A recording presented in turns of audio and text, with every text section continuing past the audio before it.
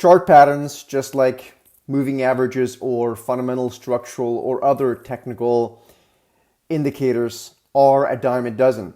However, I do have my favorite one, and I'm going to share it with you right now in this video.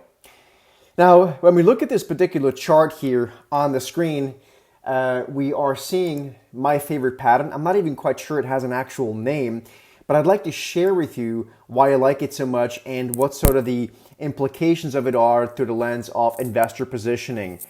In this case, we're actually looking at the EEM ETF. This is the US listed ETF that represents emerging market stocks. I happen to like this ETF here right now. Not a recommendation, just telling you what my personal view is here. And what we see here is a classic taking advantage of investor emotions type of price behavior. If we look at this through the lens of waves, and this is not wave analysis, but we can look at it through the lens of waves, we saw it all peaking in February 2021, and the EEM ETF bottomed along with the broader stock market in October 2022.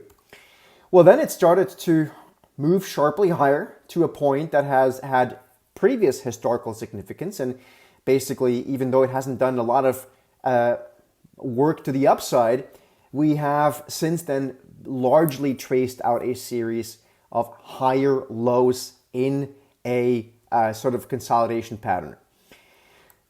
What this to me shows is that the maximum pessimism of investors led to a sharp reversal, and then as investors started to get more bullish, there was not enough price action, not enough bullish momentum to bring it back above what historically has been a level of resistance. So you can look at this through the lens of, I guess, almost physics. There's a lot of pressure here pointing up or pushing against this simple orange resistance line. All of it, again, through the lens of having seen a capitulation bottom in October 2022, and then basically a lot of digestion of all of this, which is very healthy. The longer the base, as they call it, the higher in space, meaning the more the breakout may actually result to the upside.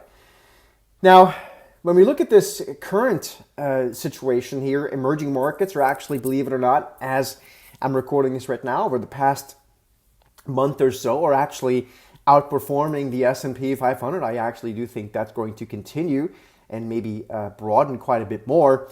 And this is very much part of an asset class and group and sector rotation behavior that we are watching.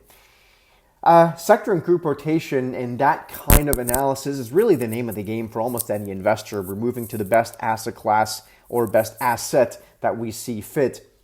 If you're interested in that kind of analysis, we can use ETFs for that, stocks, and of course lever it with options and futures.